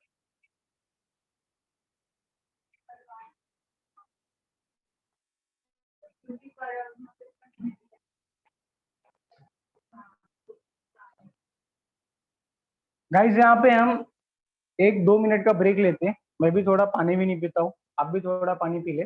फिर 2 मिनट के बाद हम लेक्चर को कंटिन्यू करते हैं, ठीक है। 2 मिनट का ब्रेक लेते हैं, आप लोग भी थोड़ा फ्रेश हो जाओ, पानी भी नहीं पी लो, और मैं भी थोड़ा फ्रेश हो जाता हूँ। देन हम 2 मिनट के बाद कंटिन्यू करते हैं। फाइन, क्लियर है ऑनलाइन सभी को? Yes sir. Okay fine. तो 2 मिनट का ब्रेक लेते हैं एंड देन उसके बाद मिलते हैं। Fine, okay. आप लोग भी पानी नहीं पी सकते।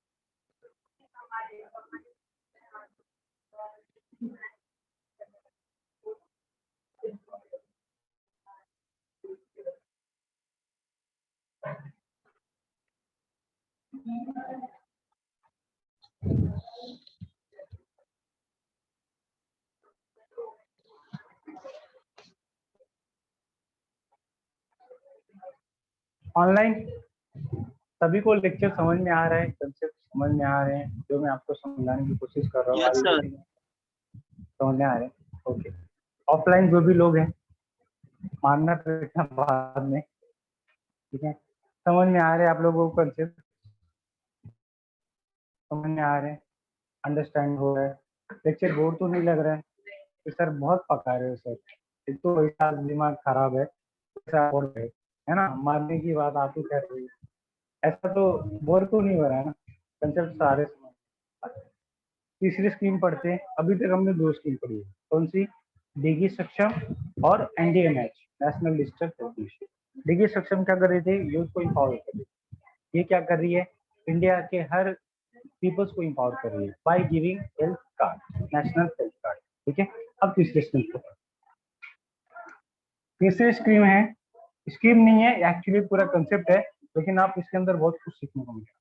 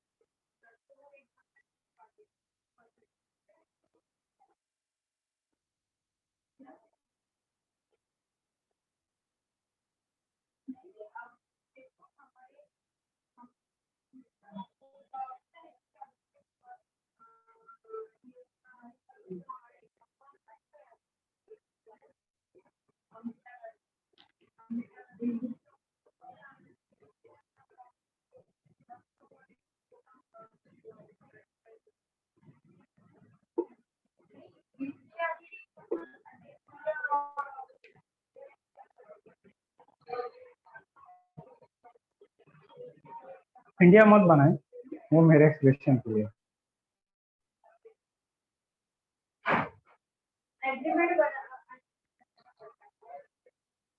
बात हो रही है फूड सिस्टम इन इंडिया, हमारे देश में फूड सिस्टम कैसा है, ये क्या है, इसकी बात हो। ठीक है, ये पूरी कहानी है, पिक्चर है, आपको समझाया जाएगा, आप समझिए।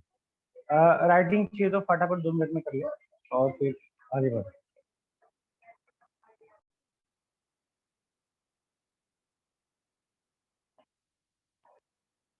क्लियर? चलो, अब बाद में लिखेंगे, अच्छा बाद में लिखेंगे। ठीक है, यहाँ पे देखेंगे बात फूड सिस्टम इन इंडिया की। कहानी क्या है सर, पिक्चर क्या है, एक्सप्लेन करो। ठीक है, देखो पिक्चर क्या है, एक एग्जांपल के बेसिस पे आपको एक्सप्लेन करने की कोशिश करता हूँ।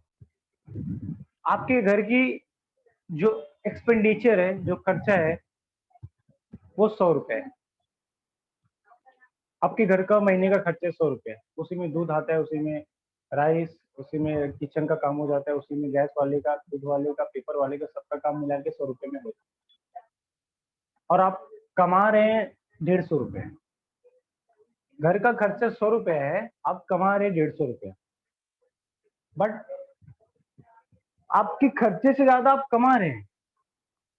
खर्चा है 100, कमा रहे 150, बट प्रॉब्लम ये हो रहा है कि 150 रुपए कमा रहे, फिर भी घर का खर्चा चल नहीं पा रहे हैं।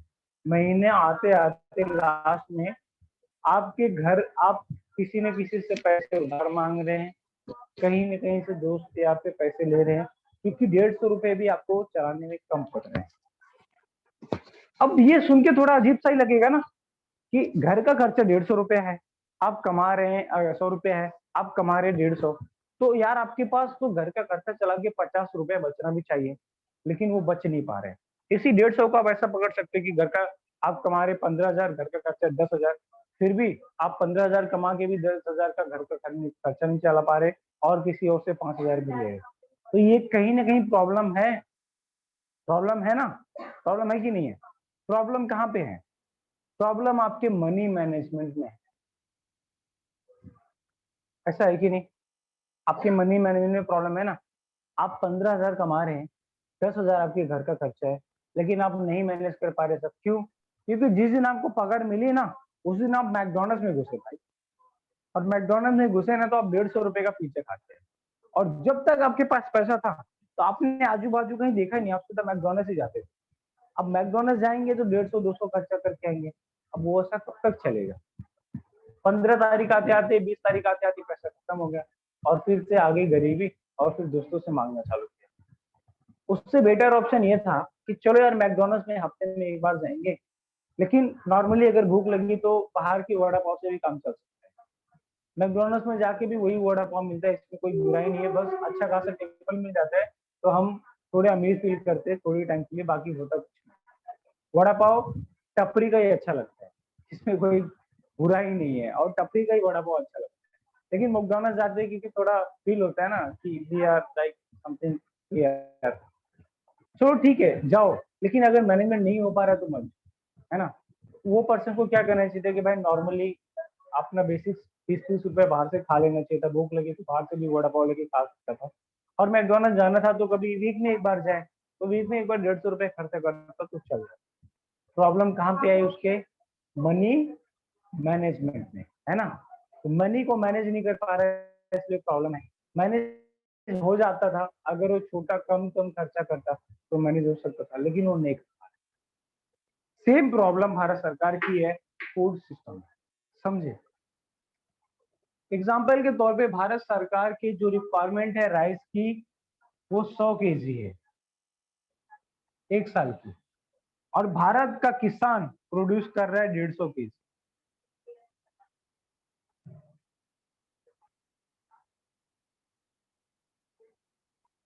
ये भी एक साल में।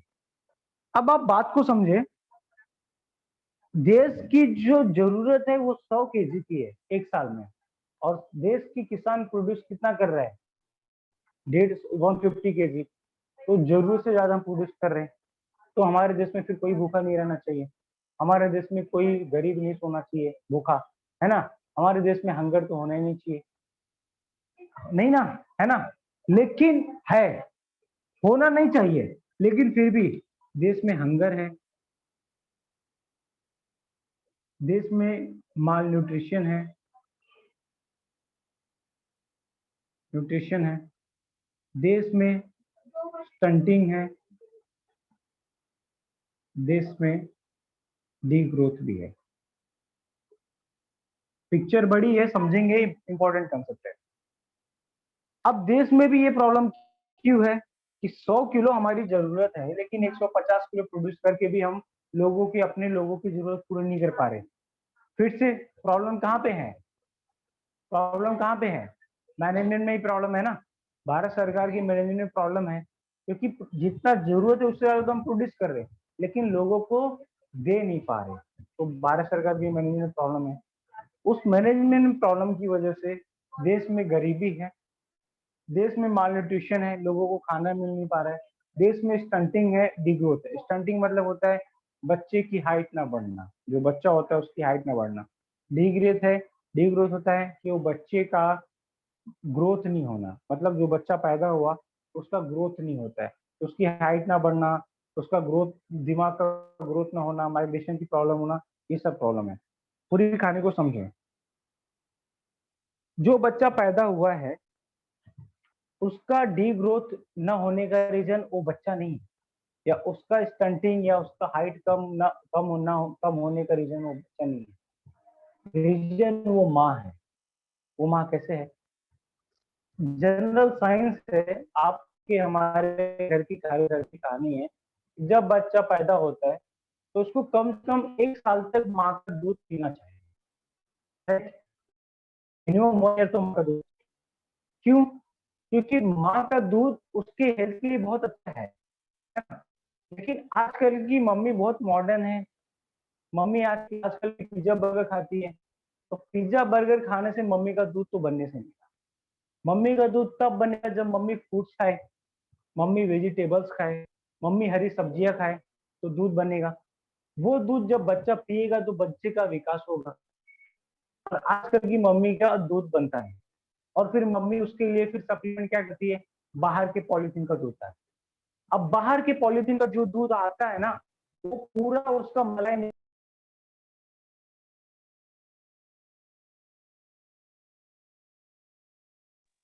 सर वॉइस नहीं आ रही है आपकी। सर वॉइस उसमें सर एसिड हेलो, डालने- वॉइस नहीं आ रही थी अभी। या अभी जो बोला वॉइस आप नहीं आ रिपीट रही थी, कीजिए सर।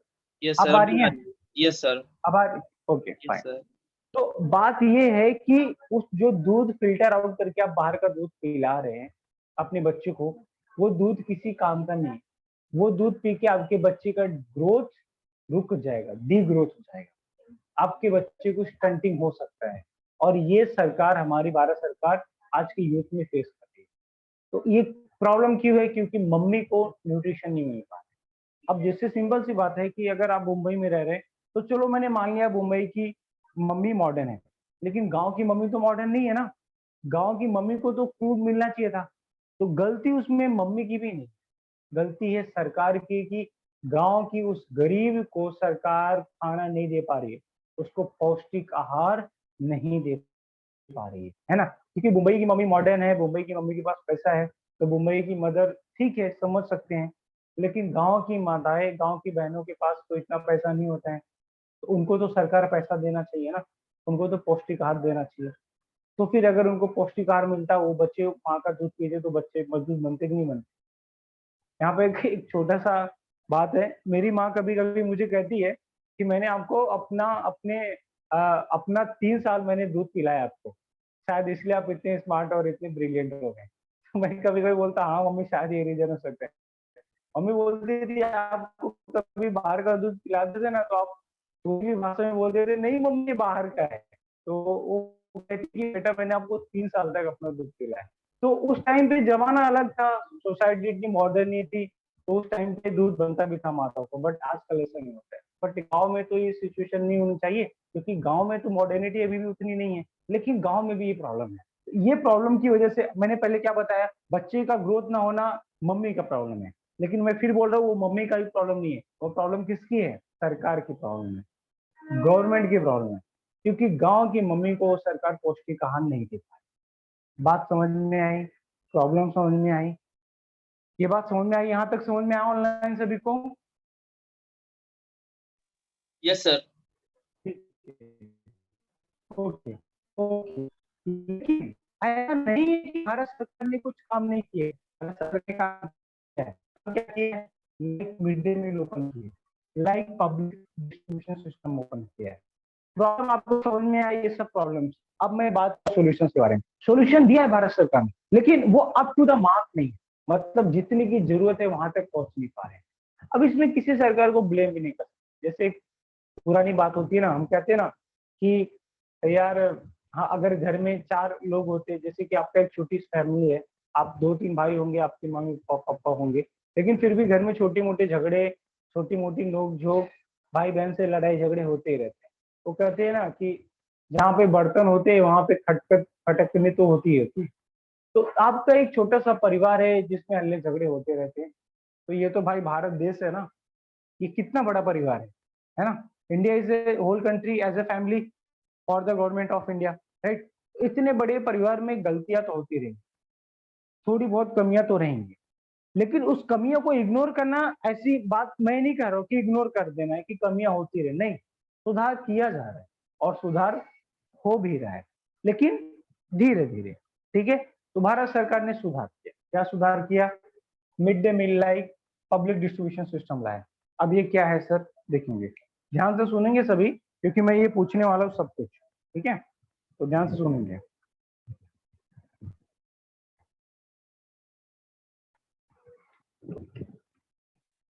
मिड डे मतलब क्या होता है? दोपहर।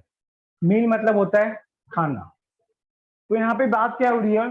दोपहर का खाना। दोपहर का खाना किसको मिलेगा, देखेंगे। गांव के स्कूल या मुंबई की स्कूल आंगनवाड़ी में बच्चों को दोपहर का खाना दिया जाता है। आप जानते हैं, उसी का नाम है मिड डे मील। दोपहर का आंगनवाड़ी में जो खाना मिलता है दोपहर को, उसी को बोला गया मिड डे मील। बच्चों को दोपहर का खाना दिया जाता है, और जो खाना दिया जाता है वो बहुत पौष्टिक रहता है, बहुत हेल्दी रहता है। लाइक मूंग की दाल होती है, चने की दाल होती है, उड़द की दाल, उनको खिचड़ी, उनको हलवे, ऐसी चीजें दी जाती है, तो बच्चों के ग्रोथ के लिए बहुत जरूरी होता है। क्योंकि बच्चे का जो इम्यूनिटी सिस्टम है वो बहुत कमजोर है। अगर उसको थोड़ा भी उल्टा सीधा मिला तो फिर वो गिर जाएगा, है ना। आप लोग का इम्यून सिस्टम अच्छा है तो आप लोग को थोड़ा बहुत ऊपर नीचे हुए चल जाएगा, बट बच्चा तो नहीं चला पाएगा। इसलिए जो भी खाना बनता है वो बहुत अच्छा बनता है, और बहुत ऑफिसर्स उसको इंस्पेक्ट करते हैं टाइम टाइम पे, वो खाना बहुत अच्छा बनता है। ठीक है, बच्चों को दोपहर का खाना दिया जाना है। ये भारत सरकार ने ये स्कीम क्यों चालू की, देखेंगे। इससे भारत सरकार एक तीर से दो निशाने वाला काम है।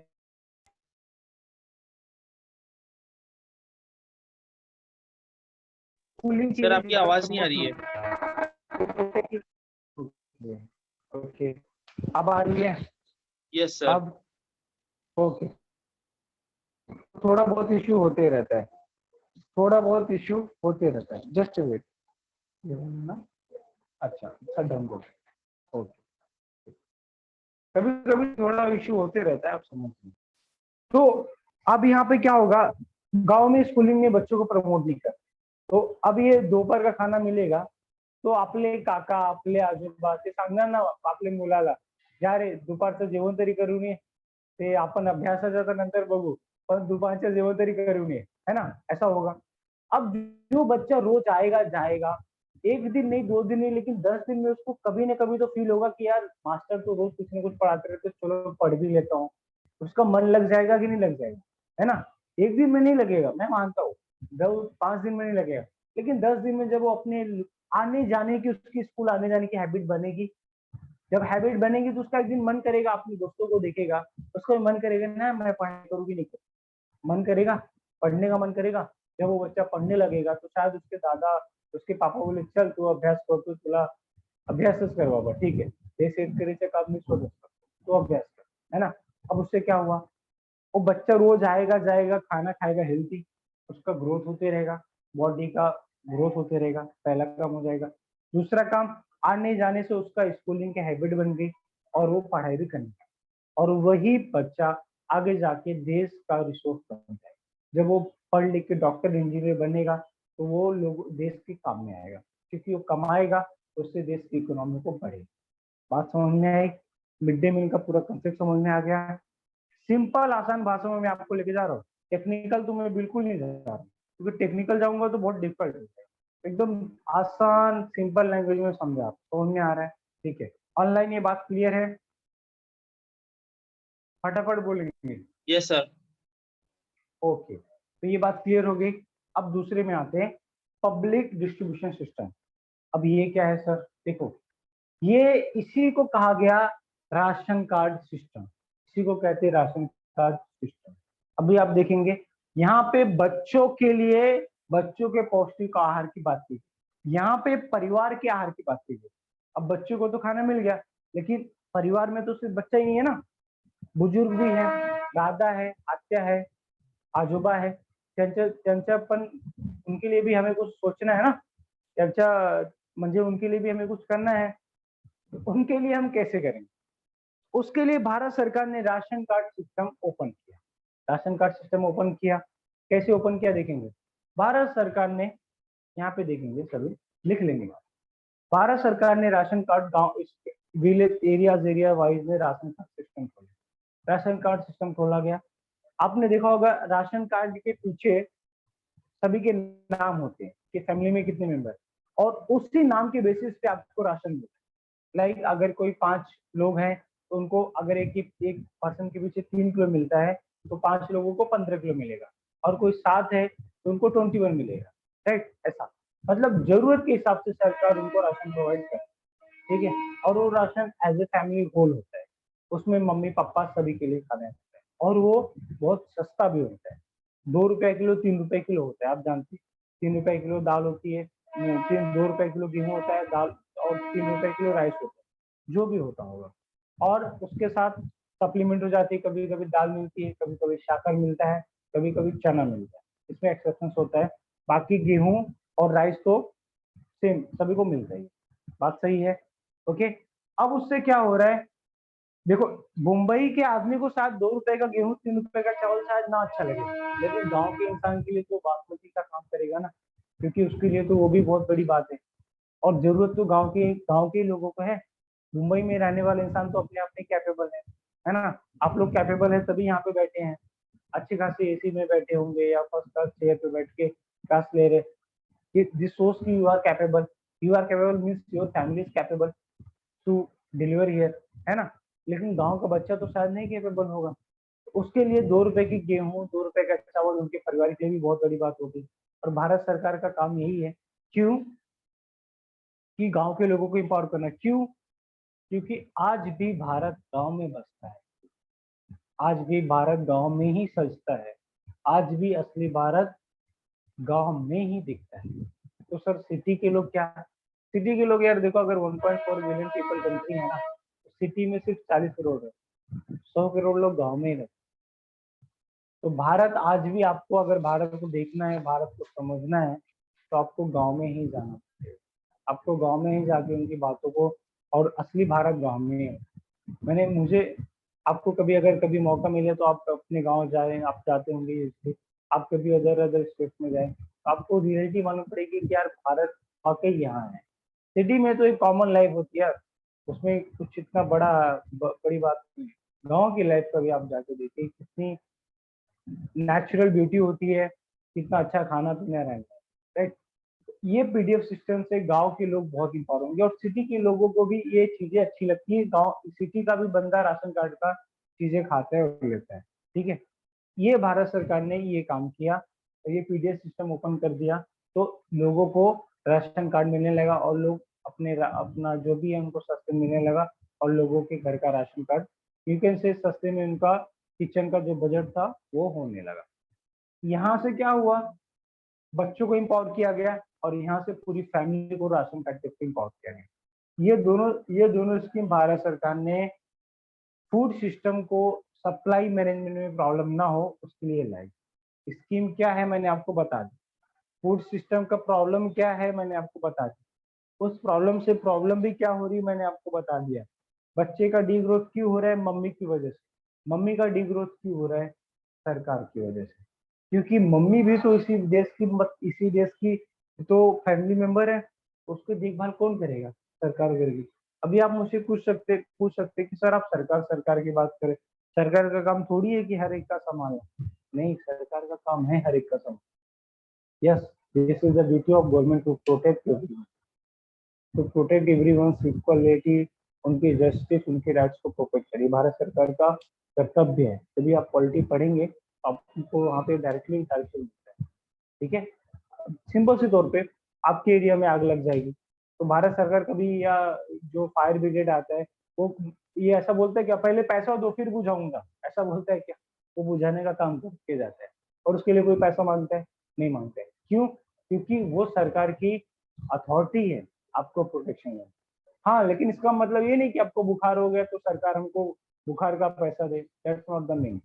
मीनिंग इज दैट अगर कोई बड़ी कालमिटी आ जाए, कोई बड़ा इश्यू बन रहा है, तो सरकार आपको प्रोटेक्शन देती है। बात समझ में आई? ये पूरी पिक्चर क्या है समझ में आई? इश्यू क्या है समझ में आया?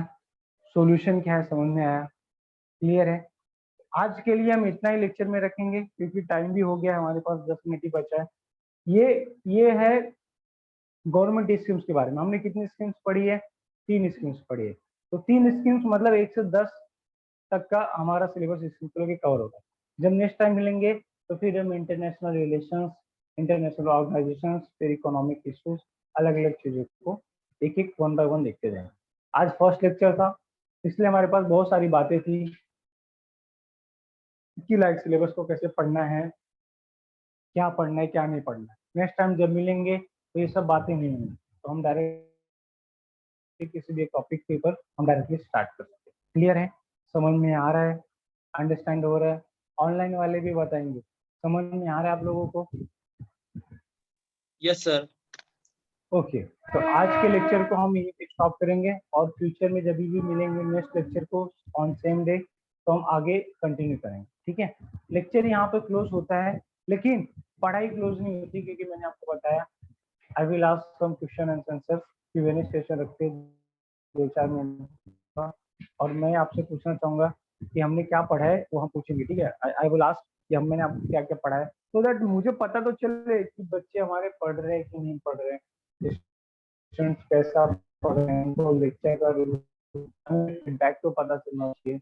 और मुझे भी, क्योंकि मैं 100% दे रहा हूँ, मुझे भी पता चले कि आप लोग की पढ़ाई कैसे चल रही है।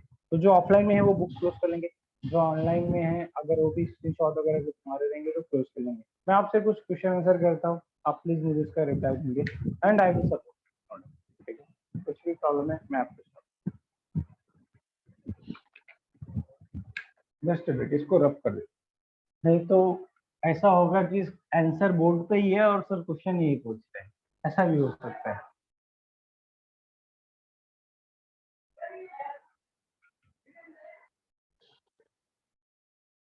मेरा फर्स्ट क्वेश्चन है आप सभी से,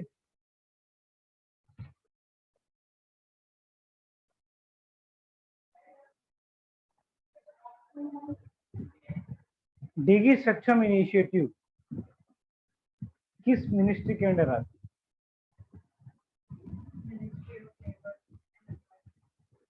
सही है। डिगी सक्षम इनिशिएटिव किस मिनिस्ट्री के अंडर आते हैं ऑनलाइन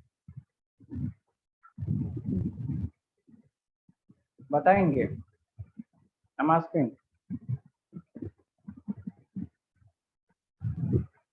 आवाज आ रही है सभी को? क्या आवाज ब्रेक हो गई? यस सर, आ रही है। तो डिगी सक्षम इनिशिएटिव किस मिनिस्ट्री के अंडर आती क्या सर? है?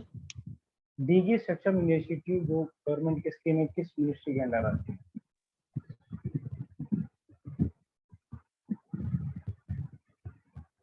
Ministry of labour and employment, right.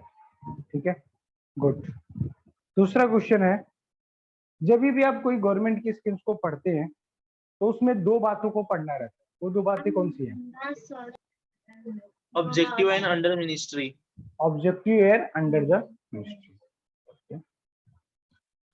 उसके बाद मुझे आप ये बताएंगे कि जो एनडीएमएच है उसका फुल फॉर्म क्या है, पहले ये बताओ। National डिग्रीगल record, sorry sir, national डिग्रीगल health. Digital digital digital हाँ, नेशनल डिजिटल हेल्थ मिशन और हेल्थ रिकॉर्ड किस मिनिस्ट्री के अंडर आता है? Health, health minister. देखो यार, मैं तो इतना पूछता रिश्ता तो हूँ नहीं, बट आप लोग बता रहे हो तो मुझे भी अच्छा लग रहा है, तो थोड़ा एक दो क्वेश्चन कर लेता हूँ। बात चल गई है तो थोड़ी आगे चल जावे, है ना? अदरवाइज मुझे इतना मतलब पूछता तो नहीं हूँ, इसको ज्यादा प्रॉब्लम में नहीं डालता हूँ, बट आप लोग इतना प्यार दे रहे हैं तो इस प्यार को थोड़ा क्यों ना बढ़ाया जाए, लोगों तक और बांटा जाए। मुझे बताएंगे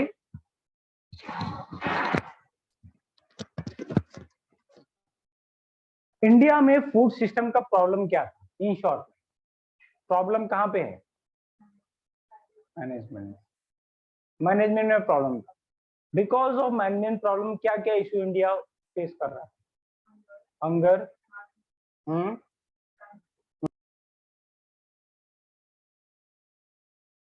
सर आवाज नहीं आ रही है आपकी। Sir sir, voice is not.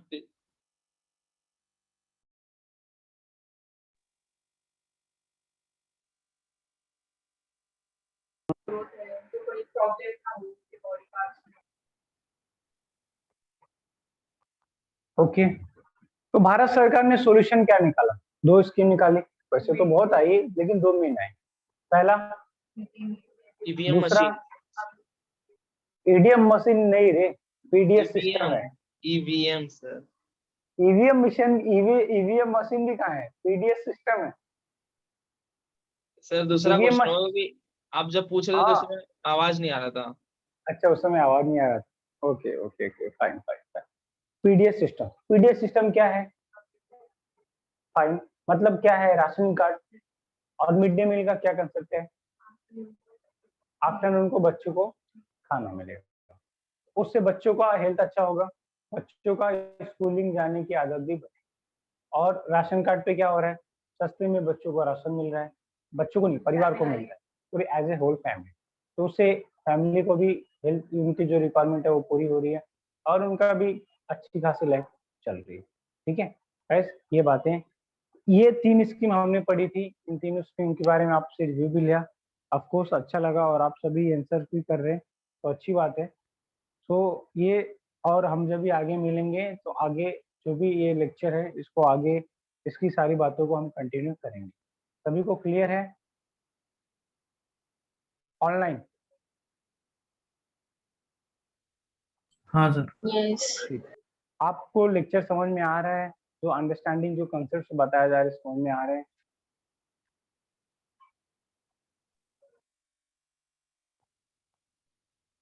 ठीक है, ठीक है। ऑफलाइन लेक्चर समझ में आ रहा है? कंसेप्ट समझ में आ रहा है, ठीक है। तो यहाँ पे लेक्चर को गाइस हम एंड अप करते हैं। नेक्स्ट टाइम जब भी मिलेंगे तो फिर ये लेक्चर को इसी यहाँ से इसके आगे से हम कंटिन्यू करेंगे। Until then tata bye bye online, you can leave now. और यहाँ पे हम मीटिंग को end up bye sir. Bye bye, thank you, bye. Offline आप लोगों को पिक्चर समझ में आ रहा है? बोर तो नहीं हो रहा है ना? कोई प्रॉब्लम तो नहीं है? और कुछ भी प्रॉब्लम रहेगा आप मुझसे बार बार पूछिए, तो उसके